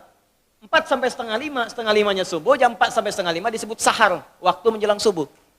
Baik, malam kan panjang tuh. Kata Allah, saya nggak tuntut semua, silahkan tidur dulu. Nanti malamnya bangun, ambil sebagian aja. Kalau masih latihan, kata Nabi, jangan tinggi-tinggi dulu. Nggak apa-apa 15 menit, 30 menit, untuk latihan dulu. Ya, bangun di malam hari setelah istirahat disebut hajada namanya, hajad. Jimdal, ha besar jimdal. Hajada itu bangkit setelah beristirahat di malam hari. Jadi kalau mau tahajud tidur dulu. Tidur dulu, kalau nggak tidur bukan tahajud namanya. Qiyamul lail saja, qiyam, bangun saja, nama umum. Ya, qiyam. Tapi kalau Anda mau tahajud istirahat dulu. Supaya apa? Supaya tahajudnya itu ditunaikan dengan sempurna. Fresh, fokus, ngantuknya hilang dulu. Bangun. Hajada. Kalau Allah minta misalnya usaha bangun. Usaha di ilmu sharaf tambahkan tak di depannya. Ini. Kalau usahanya mesti kerja keras karena tidak mudah untuk bangun. Mesti ada tantangan, syiddah, keras, kejam. Maka tambahkan tasydid di huruf sebelum akhirnya. Huruf akhirnya dal, sebelum akhir jim. Maka tambahkan tasydid. Di fikih lughahnya. Kalau cuma pakai tajwid itu 2 huruf yang disatukan. Jim berharakat dengan jim mati, satukan pakai tasydid. Tapi kalau Anda ngaji balaghah, maka ditemukan di fikih lughah, syiddah menunjuk pada sesuatu yang tidak mudah dilakukan. Seakan memberikan gambaran begini, hey, apa Anda kira mudah ingin mendapatkan jadi istimewa? Tidak, berjuang dulu kata Allah. Kalau gampang semua dapat. Berjuang, berusaha bangun malam. Tapi tidak mudah dikerjakan. Allah ingatkan, berusaha tapi tidak mudah untuk dikerjakan. Mungkin bangun pertama masih ngantuk karena nggak pernah bangun malam. Bangun masih begini dulu. Duduk begini. Bangunnya 2:30, duduk. Begitu bangun begini jam 5. Bisa. Makanya siapkan dari awal, berusaha dulu, pasang alarm kalau di awal-awal. Kalau belum terbiasa, kalau sudah terbiasa, bangun sendiri Pak. Pasang alarm, saya dulu saking nggak punyanya. Itu di pesantren itu. Ibu saya memaksimalkan, memberi, disamakan semua. Bahkan survei. Ya, berapa yang paling banyak diberikan kepada santri itu. Ibu saya paling maksimal ngasih. Saya nggak bisa teruskan cerita, nanti kita berhenti talimnya. Kemudian saat sebagian orang beli alarm, saya waktu itu nggak punya untuk beli. Saya datangi guru saya. Salah satu guru tafsir. Pak, saya pengen tahajud. Tapi saya nggak bisa beli alarm, nggak punya uangnya, saya bilang. Nah, ini pesan guru saya. Alarm terbaik, alarm yang Allah berikan. Kau minta sama Allah. Maka saya berdoa. Ya Allah, saya pengen bangun jam 3 nanti tahajud. Betul Bu, Pak. Allahu Akbar. Alarm Allah itu luar biasa. Minta jam 3, di alarm jam 2. Bangun saya jam 2. Ya apa saja mimpinya, pokoknya bangun itu. Allah, begitu dia jam 2. Alhamdulillah. Tenang dulu, diam dulu kan. Siap-siap kan hadis Nabi begitu. Kalau bangun jangan langsung bereaksi. Duduk dulu sebentar. Itu di Abu Daud, nomor hadis 1367. Ya. Idastaiqadha min naumi fajalasa. Kalau Nabi bangun dari tidurnya duduk dulu. Famasaha biyadi min athari naumi, maka mengusap dengan tangan yang diduga paling bersih. Awas. Sebagian bekas ngantuknya. Hilangkan dulu. Setelah ngantuknya hilang baru doa. Jangan ngantuk berdoa yang enggak nyambung. Masih ngantuk. Alhamdulilladzi ahyana. Badana amatana amat dia begini kan, gak bangun-bangun. Ya. Nah, itu jadi hilang dulu ngantuknya. Baru setelah itu sadar, berdoa, baca 10-11 ayat terakhir surah Ali Imran, baru masuk untuk berwudu, baru siap-siap tahajud. Ya, kalau kita baru di awal pasang alarm, ya beli. Ya pakai handphone bisa sekarang. Handphone tuh coba sih jadikan jadi aset akhirat. Cuma jadi koneksi dunia aja untuk apa? Jadikan aset akhirat. Pasang alarmnya, masukkan aplikasi Quran, update status hadis setiap hari. Motivasi orang dengan kebaikan, jadi pahala. Nah, ini yang dilihat di update, berita bola lagi. MU dapat gelandang baru, ini. Kemarin menang 6-0, lawan Manchester City menang 1-0, tapi agregat kalah 3-2, nggak masuk final. Hafal. Liverpool peringkat pertama, selisih poinnya udah kejauhan, sekarang nggak kekejar. Udah nggak kalah-kalahkan sampai sekarang, 23 kali main. Wah, tanggal 16, hafal benar tuh. Kemarin salah nyetak gol 1-2-0 lawan West Ham. Tahu dia. Tahajud enggak. Aduh. Anda mau tanya apa sama saya? Saya jawab sekarang. Ya. Ronaldo punya anak 4 aja saya tahu. Nonton enggak? Enggak tahu saya. Real Madrid puncak sekarang nomor 1 saya tahu karena Barcelona kalah sebelumnya walaupun kemarin menang 5-0. Saya tahu. Nonton enggak? Enggak nonton. Demi Allah saya bilang, enggak nonton saya. Cuman saya kan senang baca. Apa yang bisa dilihat besok ngapain? Lihat malam-malam. Baca selesai. Ya kalau masuk di komunitas itu bisa dakwah kita. Datang sampaikan gini selesai. Balik lagi ke tahajud, pasang alarm. Bangun jam berapa sholat? Jam 3, pasang jam 2. Bikin 3 kali alarm. Jam 2, 2:04, 2:30. Kalau bisa 3 kurang 15. Alarm pertama untuk mematikan alarm kedua. Alarm kedua matikan alarm ketiga. Saya tahu saya modusnya pasti begitu. Makanya berjuang. Nah, kalau Anda bisa kerjakan itu, apa yang Anda raih? Asa 1. Ayyab'atsaka rabbuka maqaman mahmuda. Langsung. Kata Allah saya jamin pakai asa. Asa itu kalau kata Imam As-Suyuti dalam kitabnya Al-Itqan, itu beliau katakan ini huruf taraji. Jadi sesuatu yang kalau Anda kerjakan itu asa, itu mengandung kepastian yang tinggi. Maka kalau diterjemahkan kata Allah saya jamin. Kalau Anda kerjakan tahajud dengan benar, aku akan angkat karirmu di tempat yang paling tinggi dan paling indah, terpuji. Jadi kalau Anda kerja, karir naik cepat. Gak usah pakai nyogok, gak usah pakai macam-macam. Allah angkat sendiri. Allah lembutkan hati orang-orang sekitarnya. Kalau kuliah, tingkat paling tinggi. Ya, 2. Wa qur rabbi adkhilni mudkhala sidqin. Aku akan bimbing setiap dia mengawali pekerjaannya. Dibimbing Allah. Makanya orang yang dibimbing Allah itu terasa mudah. Ya, maaf, begitu mau misalnya menghadapi sesuatu, datang bimbingan Allah, begini cara mengerjakannya. Hatinya tuh dituntun. 3, wa akhrijni mukhraja sidqin. Kalau punya masalah diberikan jalan keluar yang terbaik, yang benar. Macet, berikan jalan keluar. Ya, enggak perlu melakukan tindakan-tindakan yang kotor. Ada pekerjaan susah diberi jalan keluar. Enggak perlu melakukan tindakan-tindakan kriminalitas. Kalau orang tahajud semua enggak ada korupsi, Pak. Enggak ada sogok-menyogok. Baik semua jalan. Yang paling indah, wa ja'alni min ladunka sultanan nasira. Ahli tahajud itu kata Allah, kalau dia diganggu, diisengi, dijaili dalam kehidupannya, aku langsung yang akan menolongnya. Baru tahajud. Maka sekarang tolong keluarkan ya. Malam tahajud, siang turunkan. Dari syuruk, duha. Syuruk itu awal duha. Duha dibagi 3. Awal duha, pertengahan duha, akhir duha. Kemudian misalnya rawatib, 4 rakaat sebelum zuhur. Kalau nggak sempat 2, hadis Ibnu Umar. Kemudian 2 rakaat setelahnya. Ya, kemudian 2 rakaat setelah maghrib. 2 rakaat setelah isya. 2 rakaat sebelum subuh. Tambah dengan mutlak 4 rakaat sebelum asar. Ya, 2 rakaat sebelum isya. Ma bainal adzanaini rakaatain. Ya, 2 rakaat di antara adzan dengan iqamat. Tambahkan semua. Demi Allah saya katakan, catat kalimat saya ini. Kalau Anda benar mengerjakan semua ini ikhlas karena Allah, maka akan terjadi perubahan dalam hidup kita. Yang pertama Allah berikan bukan dunia dulu, karena dunia itu kecil. Yang pertama Allah berikan halawatul iman, berupa kenikmatan iman, berwujud ketenangan dalam jiwa kita. Kalau Anda tidak percaya silakan, kerjakan ini, maka akan hadir ketenangan yang gak pernah kita rasakan sebelumnya. Kalau orang sudah tenang, Pak, itu kunci hidup tuh ketenangan. Masalah sebesar apapun tenang aja. Banjir, dia tenang aja. Jarang-jarang bisa berenang. Kamu ngapain lagi? Jelas ya? Itu satu, dah satu saja. Terakhir. Amalan kedua. Saya cepat, ini mungkin 5 menit saya selesaikan. Amalan kedua selain sholat adalah banyak berinteraksi dengan Al-Quran. Al-Quran. Kenapa?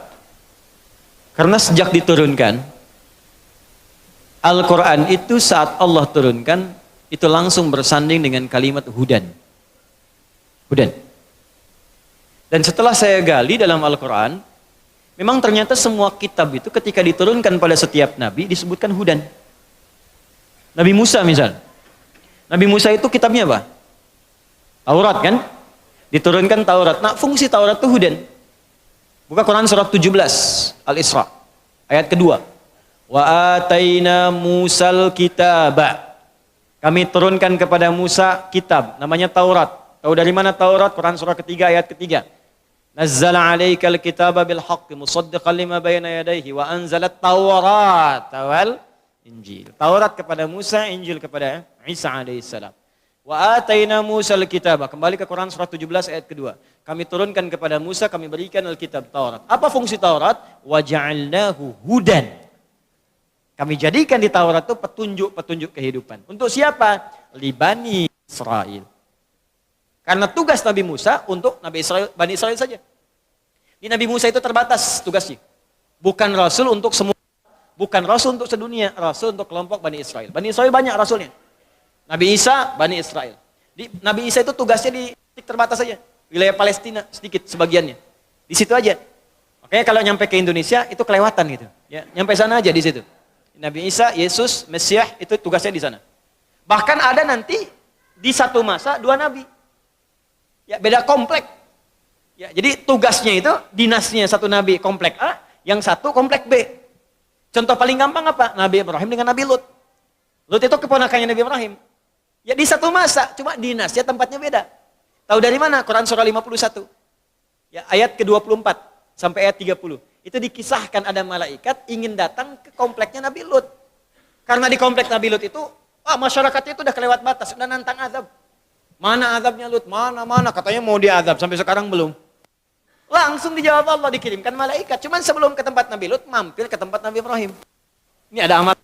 Saya lompat sedikit ya. Amalannya penting nih. Kalau Anda bisa kerjakan, Anda dapat. Lihat sini, ini rahasia. Kita saja nih.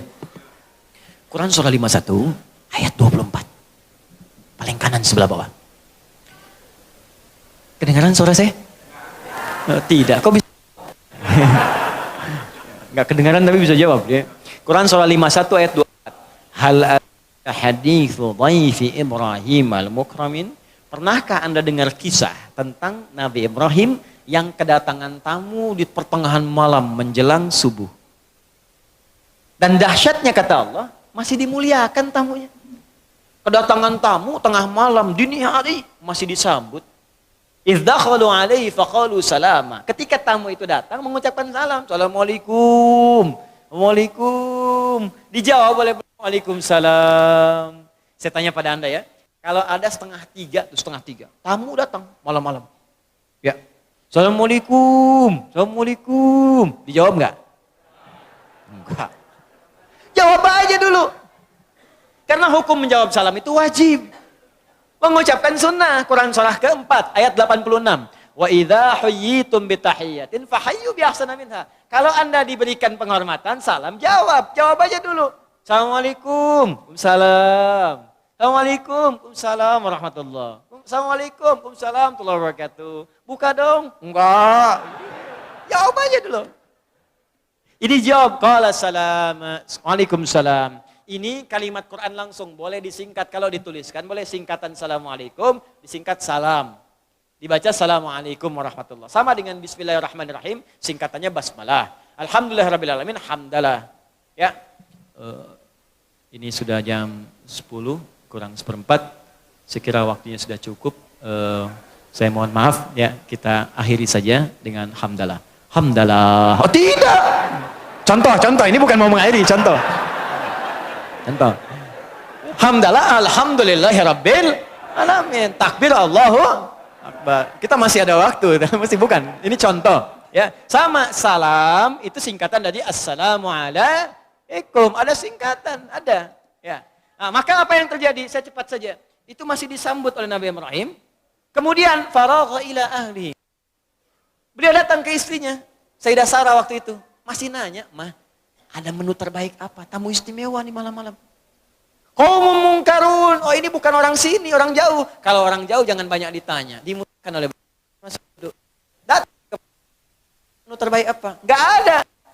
Pak, ini enggak ada stoknya. Bahasa kita. Kata Nabi Ibrahim, kita lihatlah ke belakang. Ditemukanlah anak sapi punya beliau itu, lembu. Itu masih nyembelih dulu. Faja'a bi'idlin samin. Disembelih bikin gulai malam-malam, dihidangkan. Muncul persoalan. Begitu dihidangkan faqaraba wa ilaihim qala ala taqulun. Setelah dihidangkan Nabi Ibrahim ikut duduk tapi makanan enggak disentuh. Dilihat aja begini. Diamati oleh Nabi Ibrahim, sudah enggak disentuh, ngelihat kaki ke bawah, kakinya enggak nempel ke lantai. Komplit itu mah. Baju putih, rambut panjang. Malam-malam lebih daripada 3, 5, 7. Duduk di situ, kaki nggak napak ke lantai.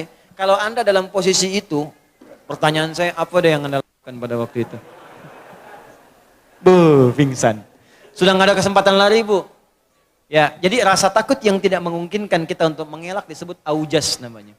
Maka redaksi Qur'annya, fa'aujasa minhum khifah. Maka takutnya udah nggak bisa ngelak. Di situ aja. Apa jawabnya? Qalu la takhaf wa basyaruhu bi ghulamin alim. Ini rahasianya. Ternyata itu malaikat yang sedang menyamar. Menjadi laki-laki datang bertamu. Mereka berkata, kamu jangan takut.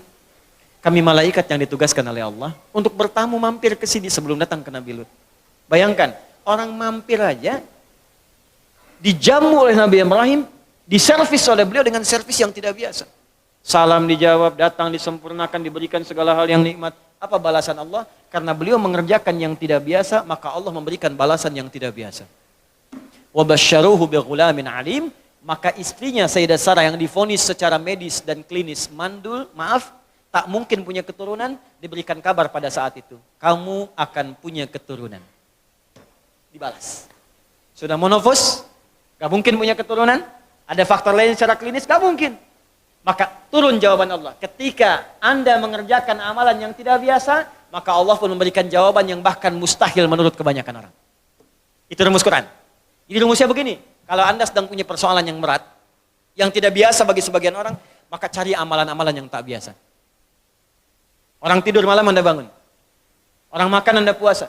Orang baca Quran 1 halaman Anda 1 juz, kejar. Dan niatkan untuk memohon kepada Allah solusi dari setiap persoalan yang Anda alami. Itu yang dimaksud di Quran surah kelima ayat 35. Itu yang dimaksud tawasul dengan amalan.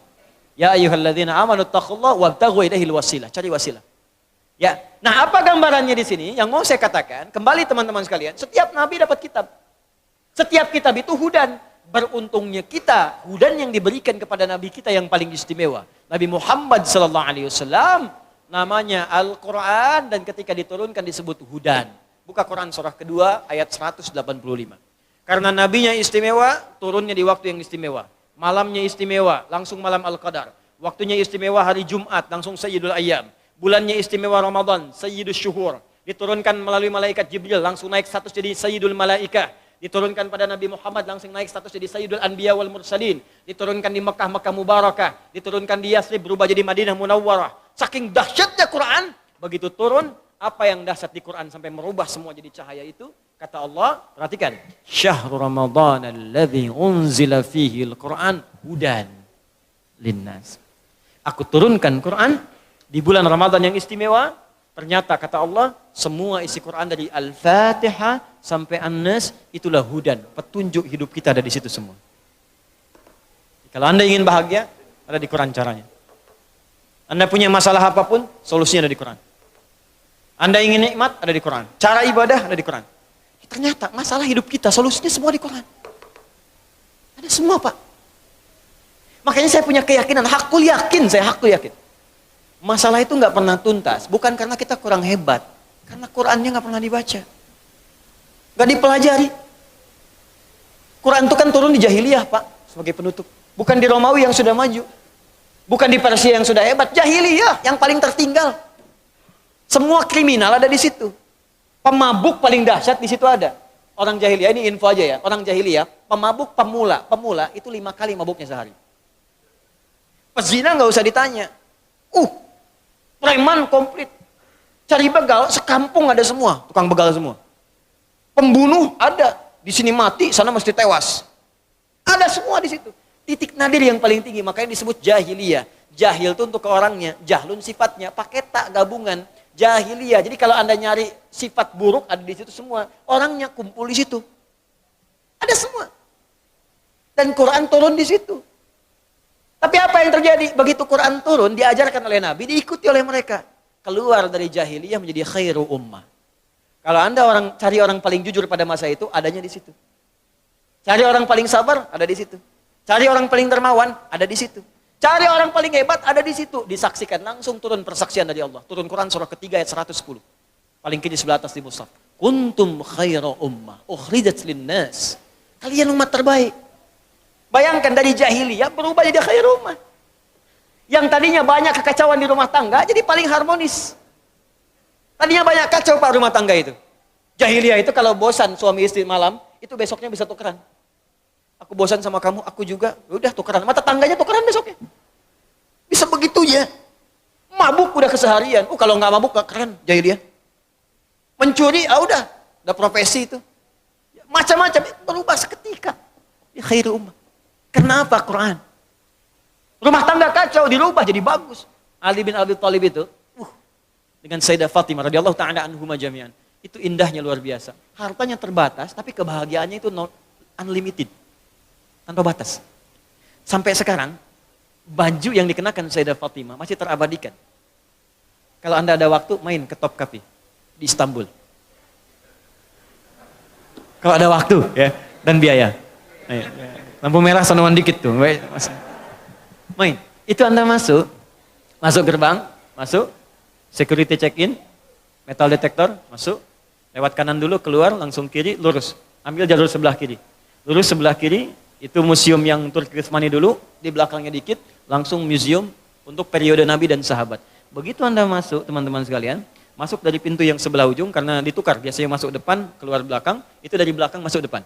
Jadi begitu Anda masuk depan, belok ke kiri, langsung lihat ke sebelah kanan. Di situ ada ruang kaca dipajang, baju yang dikenakan Sayyidah Fatimah. Diawetkan sampai sekarang 15 abad masih ada. Padahal hidupnya begitu sederhana, tapi kesederhanaan itu tidak menghalangi keduanya untuk bahagia. Indah. Ternyata bahagia itu tidak cukup dengan minum kopi. Tidak cukup dengan minum teh. Bahagia itu ketika Anda bertakwa di hadapan Allah Subhanahu wa taala. Itu poinnya. Catat, bikin status. Ini. Semua ada di Quran. Nih saya baca cepat ya. Gak usah dicatat. Saya baca cepat, dengarkan aja. Kalau mau nyatat nanti lihat rekaman. Ya, di YouTube nanti lihat, ada ayat official. Nanti Anda buka lagi satu-satu, Anda lihat tuh. Ya, kuota cukupkan dulu. Ya. Lihat sini. Bahkan sebelum kita keluar dari rahim ibunda kita, sudah ada petunjuk. Ibu yang sedang mengandung ada petunjuknya. Kalau ingin mengetahui dan berdoa tentang kondisi janin, ada kondisi disebutkan oleh Quran surah ke-22 ayat ke-5. Doanya diatur di Quran surah ke-7 ayat 189. Minta sama Allah supaya bayi yang lahir soleh. Kemudian ketika lahir, tugas apa yang pertama dilakukan oleh seorang ibu dan ayah? Maka Allah turunkan Quran surah ke-2 ayat 233. Paling kanan sebelah bawah. Ibu fokus berikan ASI kalau mau sempurna 2 tahun. Suami kerjakan ini. Itu sudah diatur. Begitu 2 tahun, pendidikan apa yang pertama diberikan kepada anak supaya taat kepada Allah, gampang dekat dengan orang tua dan dengan lingkungan baik. Turun Quran surah 31 ayat 13 sampai dengan 19. Begitu dia beranjak kemudian sampai titik dia mau menjelang baliknya dan dia mau sekolah dengan yang formal, maka turun ketentuan lagi. Ini ajarkan ini doanya, ini caranya supaya dia paham dalam pelajaran. Turun Quran surah 9 ayat 122. Dia boleh dapat ilmu tapi iman juga harus kuat. Turun Quran surah 58 ayat ke-11. Caranya Quran surah 96 ayat 1 sampai dengan ayat 5-nya. Tingkatkan takwanya supaya ilmunya juga dapat. Turun Quran surah kedua akhir ayat 282. Lalu dirinci amalan-amalannya sampai dimudahkan oleh Allah. Kalau dia bahkan menghafal Quran pun diringankan oleh Allah cara menghafalnya. Turun Quran surah ke-75 ayat 16 sampai dengan 18-nya. Kemudian naik lagi. Ada dia semakin naik, semakin tinggi, mungkin dia mulai merantau. Ya, sekolah di kampusnya bukan di tempat dia. Pergi ke Jakarta, pergi ke Eropa, pergi kemana-mana. Kata Allah, kalau kamu pindah kemanapun, pasti akan dapatkan kultur yang berbeda. Masyarakat yang tidak sama. Jaga takwamu begini caranya. Turunkan Quran surah 49 ayat 13. Kadang-kadang ketemu jodohnya. Saat ketemu jodoh, kamu ta'aruf jangan lama-lama. Siapkan lamaranmu, carikan kemudian maharnya, dapatkan yang terbaik. Quran surah keempat ayat keempat. Lakukan pernikahan, Quran surah ke-30 ayat 21. Saat mau nikah pun diberikan pelajaran. Kalau jadi suami, ini tugas kamu di awal. Istri tugasnya ini. Kalau nanti ada masalah, ini masalahnya. Dirinci oleh Quran. Dari mulai masalah salah komunikasi, komunikasi yang tidak sempurna, sampai persoalan yang sulit diselesaikan, begini caranya. Turun Quran surah keempat ayat 34 sampai 35. Bahkan dalam kondisi pun pecah, nggak bisa diselesaikan berdua. Ini cara mencari orang bijak untuk menyelesaikan masalah di rumah tangga. Tadi surah 4 ayat ke-35-nya. Sampai diterangkan, kamu kalau sudah menikah laki-laki tugasnya begini. Cara mencari nafkahnya ini yang standar. Quran surah kedua ayat 168. Kalau pengen cepat baru bergerak, rezekinya cepat. Quran surah kedua ayat 172. Kalau lebih cepat lagi belum bergerak, rezeki datang. Quran surah 7 ayat 96. Tapi jangan kamu kira saat bekerja akan biasa-biasa, akan ada tantangan. Mungkin ada yang tidak suka dengan engkau, persaingan yang tidak sehat. Kadang-kadang engkau yang tender tapi hasilmu diambil oleh orang lain. Mungkin terjadi. Ujiannya pelajari. Dari mulai ujian ringan sampai berat. Quran surah kedua ayat 214. Solusinya di Quran surah ketiga ayat 142. Turunannya di Quran surah kedua ayat 155 sampai 157. Kemudian cara amalan menyelesaikannya Quran surah ke-7 ayat 79 sampai 81. Kalau sulit zikirnya dari Quran surah ke-21 ayat 87 sampai dengan 88. Ibu yang tinggal di rumah kadang merawat anak jangan dikira mudah. Mungkin dia bisa menangis atau berkata dan sebagainya. Turunannya di Quran surah ke-17 ayat 23 sampai dengan 27. Kadang-kadang ibu capek, lelah, sakit ringan-ringan, ada zikir Nabi Ibrahim. Quran surah 26 ayat ke-80. Kalau sakit ya kata dokter ini nggak bisa nih, nggak ada obatnya. Jangan percaya, pasti ada obatnya. Corona aja dalam sekian hari ada obatnya. Ya, aku turunkan kata Allah zikir Nabi Ayub yang kalau ada orang sakit gak sembuh pun kata dokter, aku berikan kesembuhan yang sama seperti Ayub. Zikirnya di Quran surah 21 ayat 83 sampai 84. Sudah berumah tangga, belum ada tanda-tanda keturunan. Dokter mengatakan ini gak bisa, gak ada yang gak bisa. Amalkan zikir Nabi Zakaria alaihissalam. Amalannya di Quran surah ketiga 38 sampai 39. Doanya Quran surah 19 ayat 2 sampai dengan ayat 15-nya. Kemudian Anda beranjak lagi sampai kehidupan nyaman, usia 40 tahun, sudah sukses, orang tua masih ada. Kata Allah, jangan cukupkan kesuksesanmu untuk dirimu sendiri. Bawa orang tua dalam kesuksesanmu. Minimal kamu doakan dia. Turun bimbingan Quran surah ke-46 ayat 15. Sampai Anda sudah semakin sepuh, jangan dikira kemudian Anda akan sadar selamanya. Mungkin ada yang kembali seperti kebiasaan anak kecilnya.